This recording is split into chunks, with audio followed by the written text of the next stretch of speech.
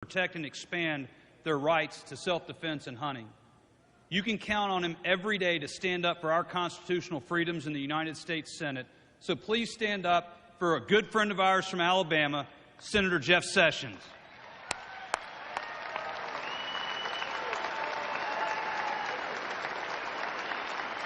Thank you all. Well, thank you, Chris and Wayne and this fabulous crowd. It's an honor for me to be with you. And I got to say, in 20 years maybe, almost, I've been in the Congress. Thank you for your support every time. I try to be worthy of the confidence you've given me. And you send good leaders to help us do the right thing, help us be aware of the challenges that we face. And I just wanted to share that with you. I just saw my friend Mitch McConnell earlier. He was here to be with you, but things got behind. He had a commitment he just had to make, and he wanted me to tell you again how much he appreciates you being here. And I've got to say, Mitch and the entire leadership, Republican leadership in the United States Senate, is rock solid on the right to keep and bear arms. They've been consistent on that. And I was particularly proud of Mitch. I almost called him, but I didn't. But within an hour, he did what I wanted him to do immediately after the fabulous Justice Scalia died, to say, we're not moving anybody to the United States Supreme Court. We're going to let the people decide in this election. And I'll mention in a minute just how important this Supreme Court matter is. Great to see Rand Paul. He's a constitutional defender. You can be sure of that. Well, I'm particularly proud, since I was a fairly early and lonely endorser of Donald Trump. NRA has endorsed Donald Trump. Thank you.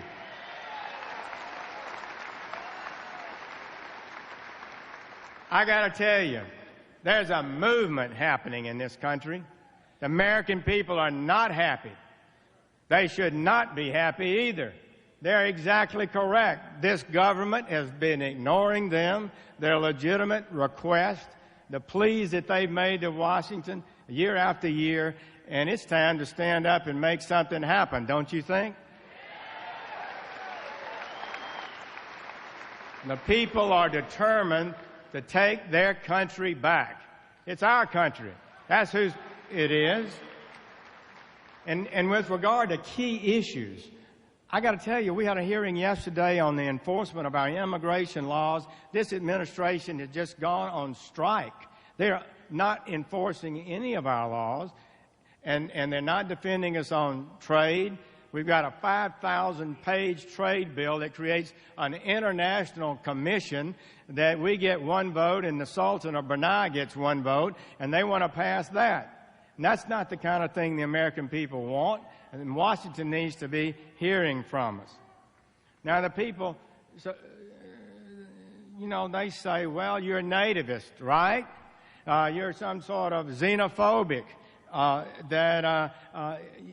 you're not sensitive to modern times and the great things that are happening throughout the world. But I got to tell you, I do believe that we have problems in the country. Our wages are down. People's wages are down from year 2000 as much as $3,000 or $4,000 each. The deficits are surging, our debt is surging, and as the years go by, it's only going to get worse, according to every expert. The trade deals that have been cut are hammering the American working people, hammering American manufacturing where the best jobs are, and we need to do better with that. For 30 years, the American people have made a simple request to Washington, maybe more than 30 years. End the lawlessness in immigration, create a system of immigration that serves our interests, that we can be proud of, and our elected representatives have failed to do so.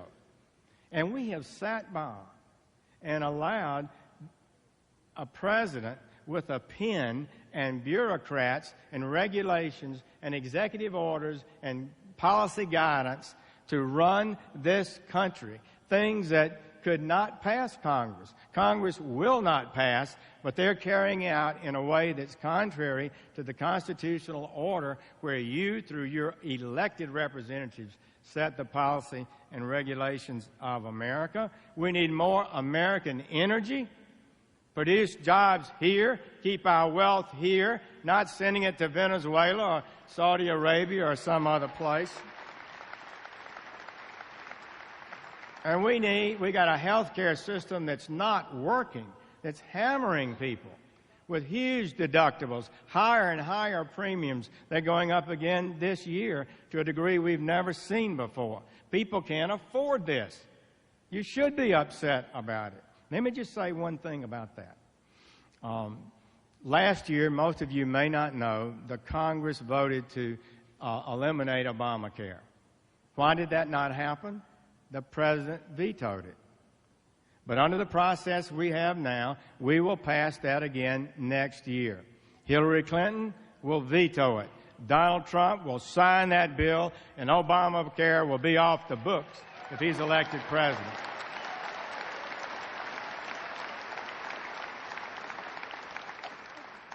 Well, I wanted to share with you briefly about the Heller case. This was 5-4 several years ago, and you remember it. It said that the right to keep and bear arms is a personal right.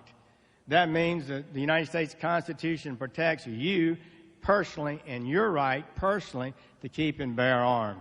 But it was 5-4. Justice Scalia was the fifth vote. Now that court is split 4-4. The next justice on the Supreme Court will revisit, I have no doubt, the Heller case rather soon.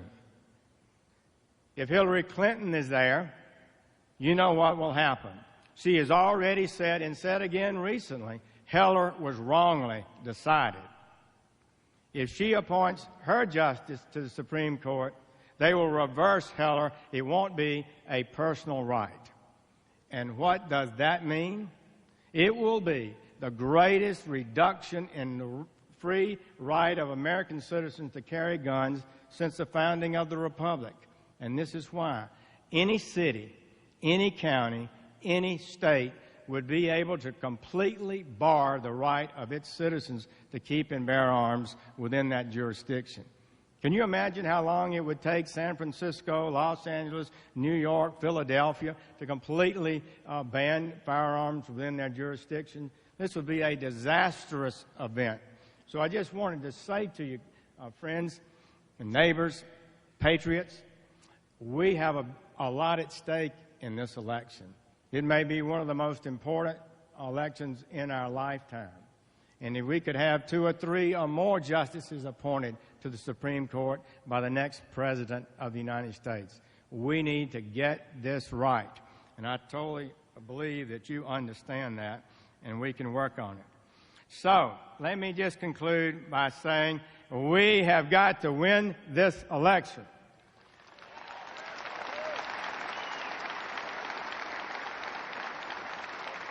We've got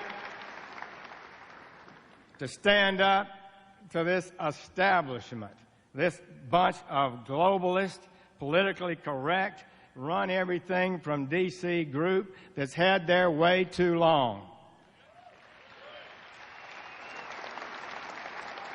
They sneer at our beliefs about the Constitution, the right to keep and bear arms, faith, freedom, traditional values in this country. It's time to send them packing. Let's take our country back. Let's give hardworking Americans a voice again in Washington. And let me say, let's elect Donald Trump as president.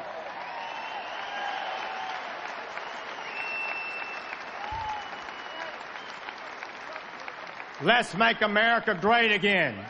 God bless you.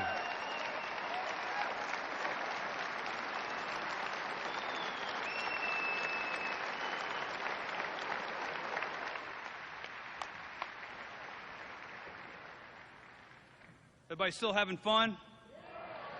We still We will make America great again.